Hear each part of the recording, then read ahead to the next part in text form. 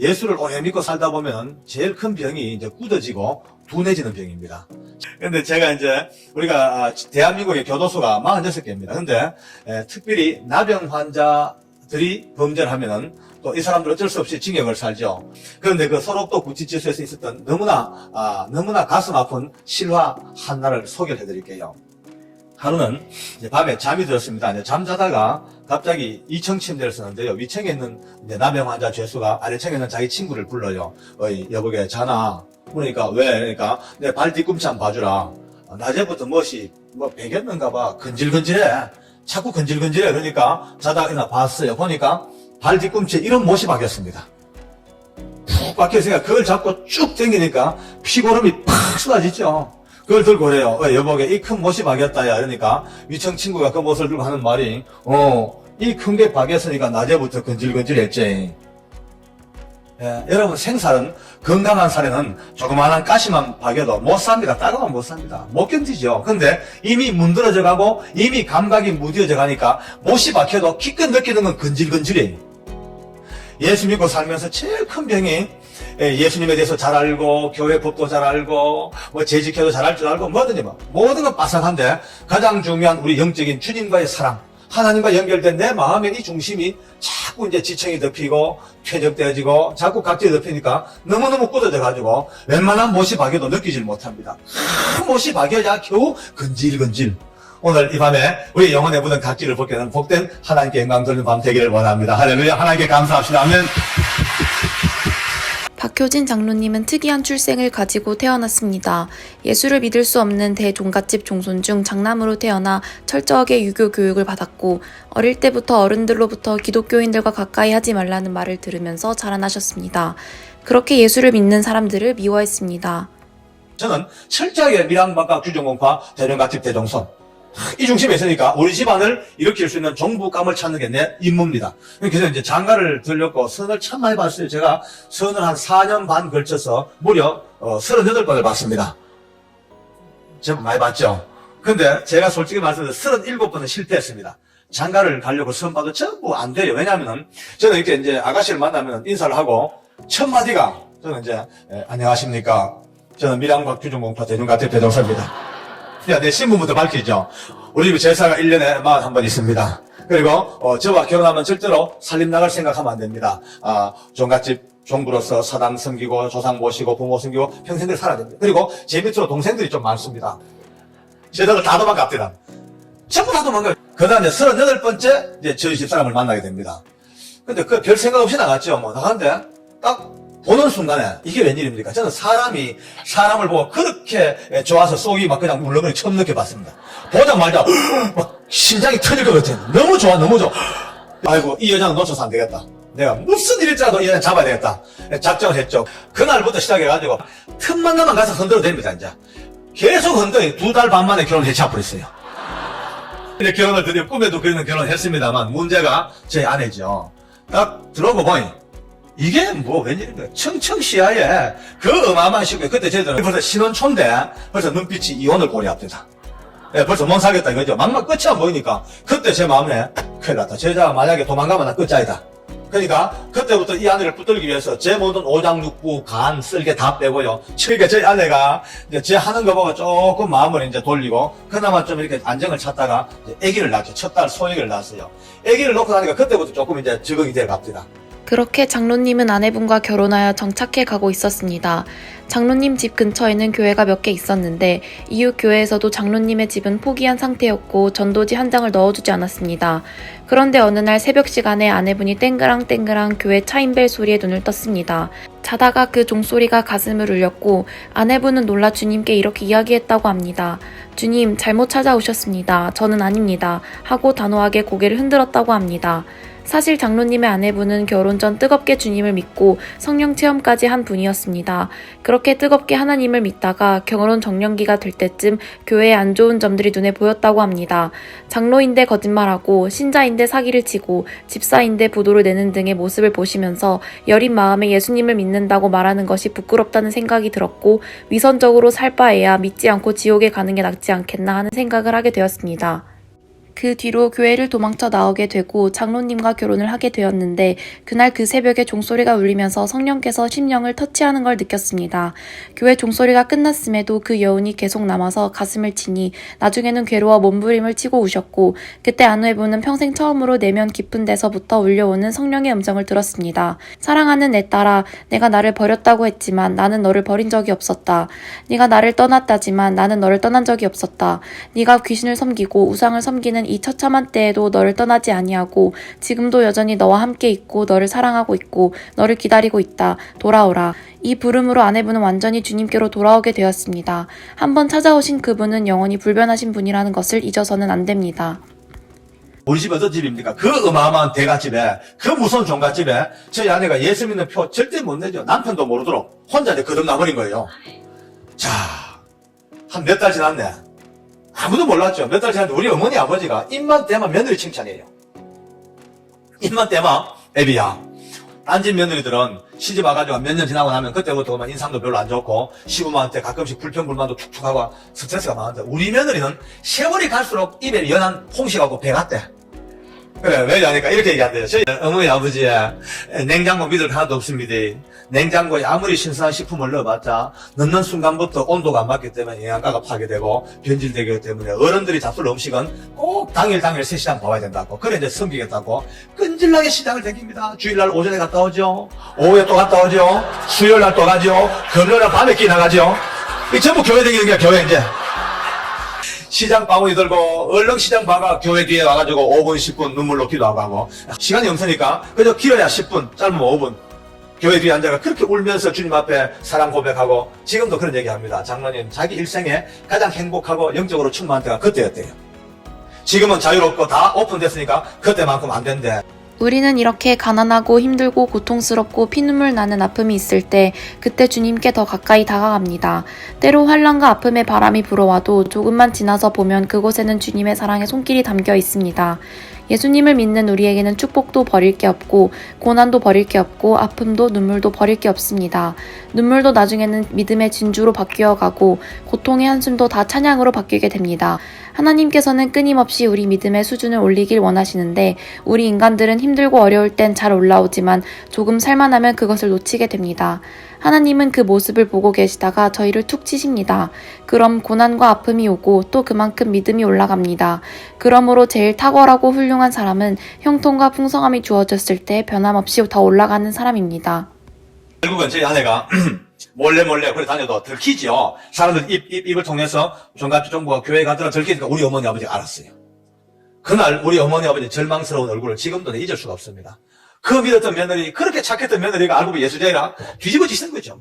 세상에 종갓집 종부가 예수제가 말이 되냐? 안 된다. 그러니까 오늘 결정하자. 너가 오늘 이 시간부로 네가 믿는 예수를 버리고 우리 집안 풍습을 따르든지 못하겠으면 이혼을 해라. 둘 중에 하나. 저희 아내가 울고 앉았다가 고개를 딱 덮디다. 어머니 아버지야, 저는 이제 목에 칼이 들어가도 두 번 다시 주님을 버릴 수가 없습니다. 그리고 이혼도 못합니다. 그럼 어쩌자 말이에요. 그러면 부모를 따르자니 아내가 울지요, 아내를 따르자니 부모가 울지요. 미치겠어요. 막 제 꿈에도 소원이 도망가는 것밖에 없어. 도망가는 거. 어디로 가 튀자. 그때 저는요 제가 직장이 대구시청 공무원이었어요. 교도관이 아니고 군대 제대해가지고 시청에서 바로 이제 간부 시험을 쳐가 돼가지고 제목대로도 괜찮은 자리에 올라가 있었어요. 그런데 저희 아내하고 이 가정에 종교 문제가 딱 벌어지니까 미치겠네. 근데 어느 날 신문을 보니까 교도관 간부 모집이 있어요. 이건 알아보니까 전국을 돌아다니더라고요. 여기를 가면 합법적으로 도망가겠어. 내가 보니까 저 불쌍한 여자를 어떻게 좀 달래줄까 싶다가 제일 좋은 게 교회 가주는 게 참 좋아하겠더라고요. 그래서 저는 교회 가주겠다 마음먹어도 전혀 걱정은 안 했습니다. 왜냐, 나는 고도로 훈련된 밀양박과 규정공파 대종갓집의 종소이기 때문에 교회 아무리 가봐야 교회 영향력을 받을 일이 없단 말이죠. 그래 안심하고 집사람 즐겁게 해주려고 딸에 따라서 아내 따라 교회를 처음 간 게 대구 동성로 교회 제 머리 털라고 처음으로 첫 발을 내딛었습니다. 그다음에 이제 교도관 시험 준비하는데 이게 합격돼 버렸어요. 그러니까 지금까지 모든 행정직에서의 경력을 다 그냥 버리고라도 도망갈 길은 그 길밖에 없으니까 그 길로 이제 교도관으로 나는데 온 집안이 들고 일어나 난립니다. 어쨌든 모든 반대를 뿌리치고 제가 이제 부모님 설을 떠나서 도망 나와 찾아간 곳이 청송감호소입니다. 근데 지금 알고 보니 청송감호소에서 하나님께서는 천국의 문을 열어놓고 저를 기다리고 계셨어요. 할렐루야. 장로님은 교도관 시험에 합격하여 청송 감옥소로 가게 되었습니다. 죄수들은 질서가 없었고 그 질서를 자신이 잡아야 하겠다는 정의감에 불탔습니다. 무자비한 그 죄수들을 잡기 위해서는 자신이 더욱 무자비해져야 한다는 생각이 들어 결국 대여섯 명의 사람들을 모아 죄수들을 문초하며 항복할 때까지 폭력을 행했습니다. 정의라는 것은 자신의 환경, 위치에 따라 기준이 다 다릅니다. 정의는 그 이름으로 목숨을 걸게 될 정도로 무서운 단어입니다. 하나님의 교회는 정의로 이끌어져 가는 게 아닌 은혜로 지배되는 곳입니다. 자신의 정의감을 집어넣고 말씀의 검증을 받고 하나님의 정의를 따라가야 합니다. 그렇게 무섭게 부딪히니까 결국은 질서가 잡힙니다. 잡히죠. 결국은 그 어마어마한 죄수들의 난동과 폭동이 잡히기 시작하고 법과 질서가 쫙 잡혔어요. 결국은 제가 이제 승리했죠. 이제 성공했다 하고 한숨을 푹 쉬었는데 알고 보니까 그게 성공이 아니고요. 다른 문제가 있었어요. 또 다른 문제가 법은 잘 집행되어지고 질서는 잡혔는데 내가 다 망가졌습니다. 제가 다 망가졌어요. 도대체 내가 누군지 모르겠어요. 좋은 걸 봐도 좋은지 모르겠고 우스운 걸 봐도 우스운지도 모르겠고 심지어 아내와 자식을 보고도 사랑이 안 갑니다. 저는 이런 생각했죠. 요즘 좀 힘들고 지치니까 일종의 심리적인 변화 아니겠냐. 며칠 좀 푹 쉬고 잘 먹으면 안 낫겠냐 하고 좀 넘어가는데 아닙니다. 시간 가고 세월 갈수록 더 심해져요. 새벽 늦게 보면은 거의 아내가 울고 앉았으면 있어요. 하나님 신랑 좀 살려주있어. 우리 소영이 아빠 좀 구원해주있어. 남편 잘못 만나가지고 지금 맨날 우나 싶은 게 안 됐다 싶어도 한 발만 더 나가면 내 마음에 야 이 등신아 이 새벽에 잠이나 자지. 기도한다고 누가 봐주나 들어주나 운다고 봐주나 하나님 어딨냐 없는데 그러지만 이제 당신 때문에 안 돼. 기도를 해야 되겠다고 새벽 기도를 나간대. 그때까지 기도를 못 나갔어요. 왜냐하면 우리가 있는 교도관 아파트하고 교회가 있는 읍내하고는 10리길이 훨씬 넘습니다. 그러니까 3시 반만 되면 일어나가지고 그 먼 길을 여자 혼자 걸어서 이제 교회를 왔다 갔다 합니다. 12월 초부터 눈이 내렸는데 얼마나 내렸는지 한 일주일 내내 눈이 내렸는데요. 그 무릎까지 계속 눈이 쌓입니다. 그런데 제가 생각할 때 저 눈길은 못 갔겠네 싶은데 가요. 그래도 이제 그런 과정에 기도하고 있는데 우리 청송감호소가 있는 청송군 진보면 조그마한 면인데 그 면 내에서 희한한 일이 생겼습니다. 남자 집사님인데 여학교에 학생까지 생겼는데 이분이 은혜를 받는데 얼마나 은혜를 받았냐면 어마어마한 은혜를 받았대. 그런데 그해 이제 12월, 25일 크리스마스가 지나가고 연말이 거의 넘어가는데 더 웃기는 소문이 들려요. 이분이 얼마나 성령에 충만한지 사람을 보기만 뚫어본대요. 장로님은 그 선생님이 성령 받은 것을 믿지 않았고 사이비라고 생각했습니다. 그러던 중 다니던 교회의 선배님이 장로님을 안타까워하셔서 자신의 딸아이 담임 선생님이 훌륭하신 분인데 장로님 집에서 예배를 드리는 것이 어떻겠냐고 전화를 하였습니다. 장로님은 절대 안 된다고 했지만 아내분의 사정으로 결국 받아들이시게 됩니다. 그렇게 운명을 바꾼 87년도 1월 8일 저녁 9시에 세 사람은 만나게 됩니다.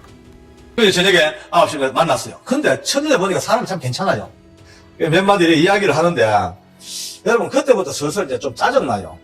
짜증이 썩 나가지고 놨죠. 놓고 내가 아예 오픈해버렸어요. 집사님 은혜를 받으셨다는데 한 가지 좀 여쭤볼게요.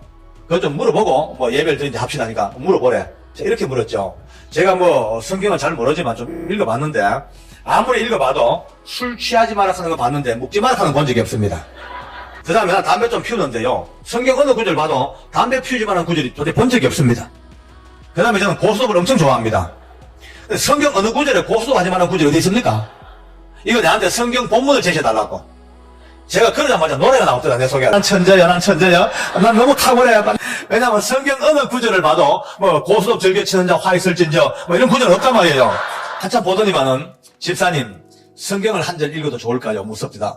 읽자고. 읽으랬죠. 읽으니, 그러니까 아까 읽었는데, 우리 본문, 고린도전서 3장 16절, 저걸 읽는데, 조금 묘하게 읽어요. 이렇게 읽습니다. 너희가 하나님의 성전인 것과 하나님의 성령이 너희 안에 거하시는 것을 알지 못하느냐? 저를 한참 보더니만은, 보다 하는 말이, 집사님, 하나님께서 성경책을 쓰게 하실 때에 거의 99.9% 그 문장, 기록된 문장 형식이 서술형이나 명령으로 기록되어 있대. 너희는 하나님의 성전이며 하나님의 성령이 너희 안에 거하시느니라. 이렇게 선포돼야 되는데 왜 이 말씀만 핀셋으로 쏙 끄집어내서 알지 못하느냐? 뭐라고 퀘션 마크를 붙였을까? 키를 찾자는 거예요. 그래서 보지만 하는 말이 집사님이 개인적으로 하나님을 인정하고 아니하고는 집사님의 문제고요. 그러면서 하나님께서 집사님의 생각과 관계없이 집사님의 의식과 관계없이 하나님은 오늘 말씀처럼 일방적으로 집사님을 하나님의 성전으로 이미 만들어 두셨고 집사님 안에 더러운 죄나 오장 육부만 들어있는 게 아니라 이미 하나님의 거룩한 성령께서 지금 그하고 계시는 이 엄청난 사실을 아직도 모르냐? 얼마나 안타까웠으면 2000년 동안을 줄곧 모르냐 퀘션 마크로 물어는 하나님의 물음표라는 거예요. 그러면 성경을 딱 덮더니만은 집사님 담배 피지 말까 술 먹지 말까 이런 구차한 이야기를 굳이 성경까지 갈 것도 없습니다. 불교 신자들도 절에 갈 때는 깨끗하게 자기 몸 단장하고 또 그나마 경건한 불교 신자들은 입에 절에 갈 때 수건을 물고 간다 이거야. 응? 부정한 말 한마디 안 하려고 쓸데없는 세상에 말 한마디 하지 아니하고 가장 깨끗하고 정결한 입을 가지고 자기 신 앞에 가려고 그렇게 가서 자기가 할 수 있는 최고의 경배를 하고 있대.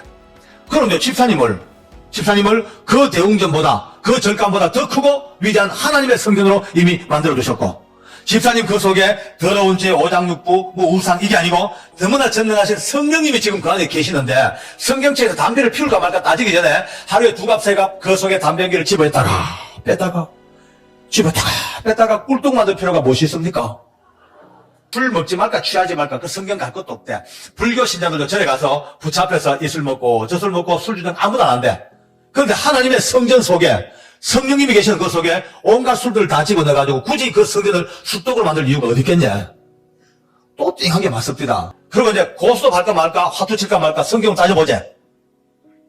구약 성경 읽어보면 성전이 나오는데 그 성전 내에는 어느 누구도 못 들어가는 이런 두꺼운 휘장으로 이렇게 구별된 지성소가 있는데 여기는 아무도 못 들어가고 1년에 딱 한 번 대제사장 중에서 제비 뽑힌 딱 한 명만이 온 민족의 죄와 자기 죄를 피해 바쳐들고 조심조심 떨며 두려움으로 휘장 안으로 들어가서 거기서 모든 죄사함을 받고 은혜를 받아 나오는데 그 지성소 안에서는 아무리 대제사장도 숨겨진 죄가 하나만 드러나면 그 자리에서 깍 하고 즉사해버리는 그 무서운 지성소, 거룩한 지성소를 집사님 가슴 속에 품고 기껏 남의 돈 따먹는 자리, 이상한 더러운 곳, 번쩍번쩍 이상한 더 불결한 곳에 그 성전을 모시고 다니는 이유가 어디 있다고 생각합니까?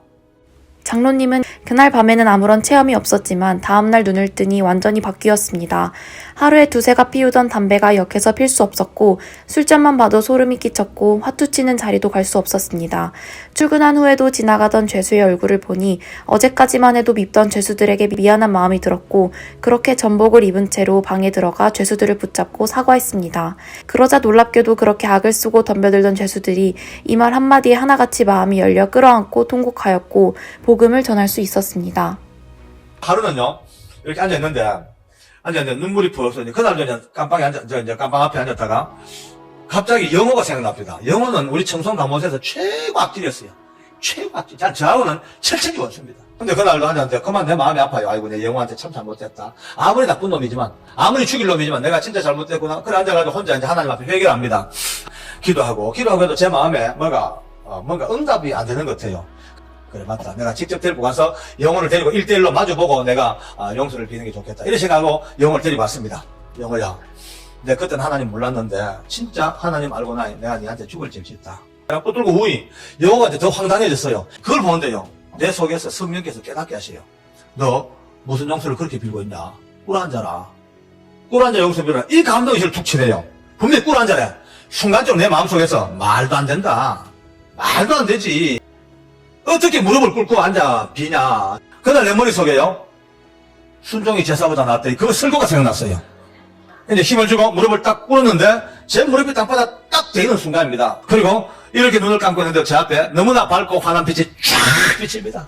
그 빛 속에서 내 평생 느껴보지 못했던 기쁨과 소망과 말할 수 없는 어떤 막 영적인 기쁨이 파도처럼 밀려오기 시작합니다. 그래, 꿀 앉아가지고, 저는 너무나 좋으니까, 이래가지고요. 주여 아버지, 감사합니다. 저는 좋은데, 영어가 깜깜해졌죠. 도둑놈은 또 서가 있고, 저는 꿀 앉아 울고 모양이 안 맞잖아요. 그러니까 꿈지럭꿈지럭 지도 같이 꿀 안 섭니다. 눈높이로 꿀 앉아가죠. 꿀 앉아, 5분. 갑자기 우리 영어가 제 등 감목을 팍 앉습니다. 고함을 지릅니다. 주임님, 내가 죽일 놈입니다. 내 잘못했습니다. 내 죽일 놈입니다. 나 용서하세요. 이건 예수 믿자. 믿겠대. 근데 참 희한해. 울면서도 이야기가 다 됩니다. 울면서도요. 영어야, 예수님께서 십자가에서 니 때문에 돌아가셨대. 정말입니까? 그래, 니도 믿지? 알겠습니다. 울면서 복음도 하전하고, 제가 주는 성경책 인격수 다 했어요. 30분을 통곡하고 울고 나니까 우리 마음속에 맺혔던 그 원한 미움이 어디까지 사라지고 없습니다. 간증은 절대 남의 이야기를 듣는 것이 아닙니다. 간증은 몇 가지 특성이 있습니다. 첫째, 간증은 절대 진리가 아닙니다. 진리는 하나님 말씀밖에 없습니다. 하나님의 동일한 말씀으로 각자 다르게 역사하시는데 이것은 그 사람의 성장에 따라서 다양한 방법으로 삶에서 나타날 수가 있습니다. 둘째, 간증은 남의 이야기가 아닙니다. 처음 본 박장로님 이야기로 아무 관계 없는 것 같지만 그것이 아닙니다.